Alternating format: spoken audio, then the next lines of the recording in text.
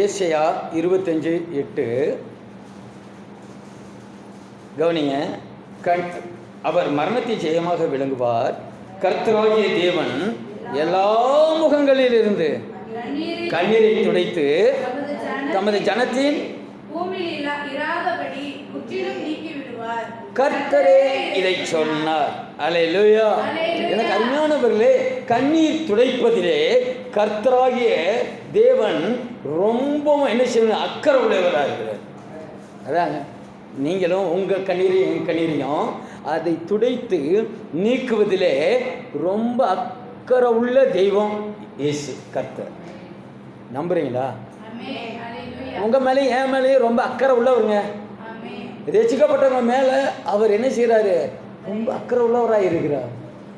அதனால் நிச்சயமாக அவர் கண்ணீர் துடைத்தார், கண்ணீர் துடைக்கிறார். கண்ணீர் துடைக்க அவர் போதுமானவர். அல்லேலூயா. ஒரு வசனம் சொல்லுகிறது பாருங்க, சங்கீதத்தில் சங்கீதக்காரன் தாவீது சொல்லுகிறார், சங்கீதம் 6:6 என் பெருமூச்சினால் இளைத்து போனேன், ரா முழுவதும் என் கண்ணீரால் என் படுக்கை மிகவும் ஈரமாக்கி.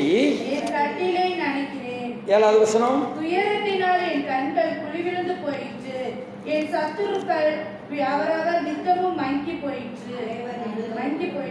அல்லேலூயா. கவனிங்க, சங்கீதக்காரனுக்கும் கண்ணீர் உண்டு.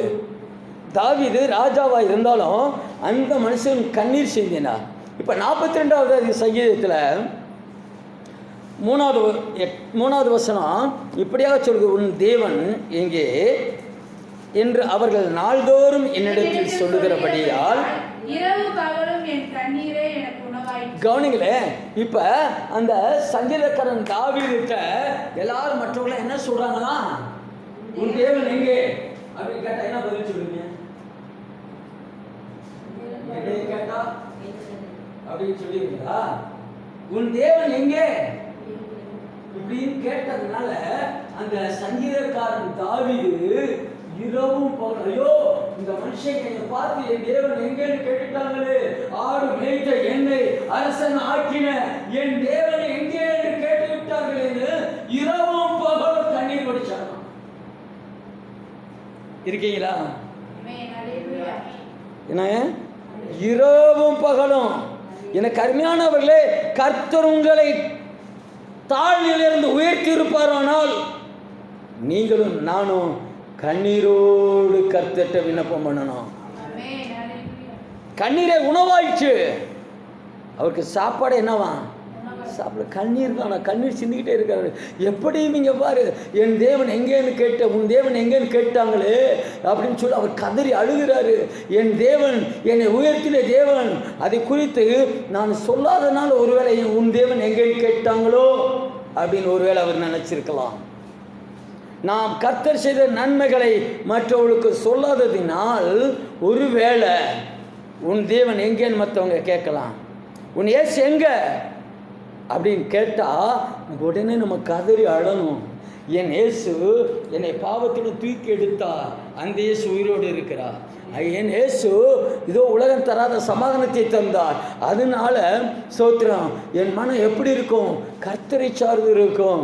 அவர் தான் என் தேவன், என்னை விடுவித்தவர் என் தேவன், என்னை ஆசீர்வதித்தவர் என் தேவன். என் தேவன் இதோ தரித்திரத்திலிருந்து ஐஸ்வர்யமாய் மாற்றினவர் என் தேவன், அவரின் உயிரோடு இருக்கிறார். உன் தேவன் எங்கே கேட்டா சொல்லணும். பிசாசு இப்படி இருந்து விடுவித்தா. ஒரு பிசாசு பிடித்தவன் இருந்தான். கதரேனர் பகுதியிலே மார்க் 5வது அதிகாரத்திலே வாசிக்கும் பொழுது இதோ கர்த்தர் அந்த பகுதியிலே கடந்து வருகிறார். கல்லறையிலே வசிக்கிற ஒரு பிசாசு பிடித்தவன் வருகிறான். வந்தா அவன் சொல்லுகிறான், ஆண்டவரே உமக்கும் என்ன. சரி, கர்த்தர் அவன்கிட்ட இருக்க பிசாசெல்லாம் விரட்டிட்டார். விரட்டினதையும் அவன் என்ன செஞ்சான் தெரியுங்களா? எங்க இருந்தா? விடுவிக்கப்பட்டவர்கள் அவர் பாதத்தில் இருக்கணுங்க. நிறைய பேர் சொல்லுவாங்க, சோத்திரம், இந்த விடுவிக்கப்பட்டவர்கள் வந்தால் அவர்களெல்லாம் எங்கே தேவ பாதபடிக்கு வந்திருந்தா சபைகள் எப்படி இருக்கும்? நிரம்பி மகிமையான சபையாக இருக்கும். அவங்கெல்லாம் எங்கங்க? இந்த பிசாசு பிடிச்சவன் அவனை விடுவிச்சாரு. நேராக யார் பாதப்படியில் வந்திருந்தான்? இப்போ நம்ம ஆளுகள்லாம் விடுவிக்கப்பட்டவங்களாம் எங்கெங்க இருக்காங்க? வருஷம் பேர் சொல்லவா? வர்றவங்கள சொல்லலை, வராதவங்க எவ்வளோ பேர்? எத்தனை ஆயிரம் பேர்? விடுவிக்கப்பட்டவர்கள் கர்த்தருடைய பாதபடியில் வந்து இருக்கணுங்க. அல்லேலூயா, அல்லேலூயா, அல்லேலூயா. இந்த உன் தேவன் எங்கே அப்படின்னு கேட்டதையும் ராஜாவுக்கு தாங்க முடியல. எப்படி இவங்க கேட்டாங்க? என் தேவன் என்னோடு இருக்கிறாரு, நான் போகிற இடத்துலலாம் ஜெயத்தை கொடுத்தாரு, இதோ நான் போகிற இடத்துலலாம் அவருடைய மகிமை வெளிப்பட்டது, நான் போகிற இடத்துலலாம் அவருடைய வல்லமை வெளிப்பட்டது, அவர் என்னோடு கூட மகத்துவமான காரியங்களை செய்தாரு, என்னோடு கூட எனக்கு முன்பாக போய் யுத்தம் பண்ணினாரு. அந்த தேவனை உன் தேவன் எங்கே என்று கேட்கிறார்களே அப்படின்னு கதறினாருங்க. கண்ணீர் விட்டு கதறினார். எனக்கு அருமையானவர்களே, உங்களையும் என்னையும் யாரும் உன் தேவன் எங்கேன்னு கேட்டால் சொல்ல தெரியணும், சொல்ல தெரியணும். என் தேவன் இருக்கிறார், அவர் என்னை விடுவித்தவர் உயிரோடு இருக்கிறார், என்னென்ன நன்மை செய்தாரோ அத்தனை சொல்ல தெரியணும்.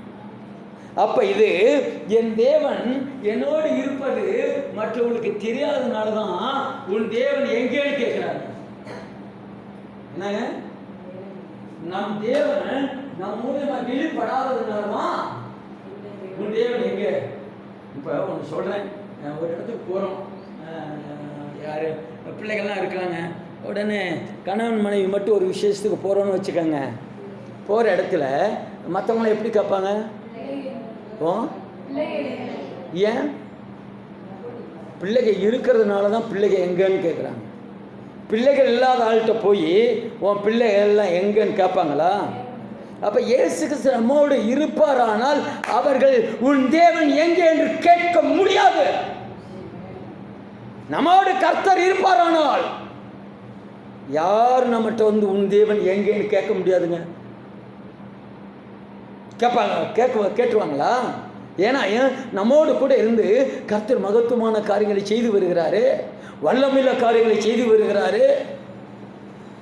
எனக்கு அருமையானவர்களே, நம்ம கூட கர்த்தர் இருக்கணும்,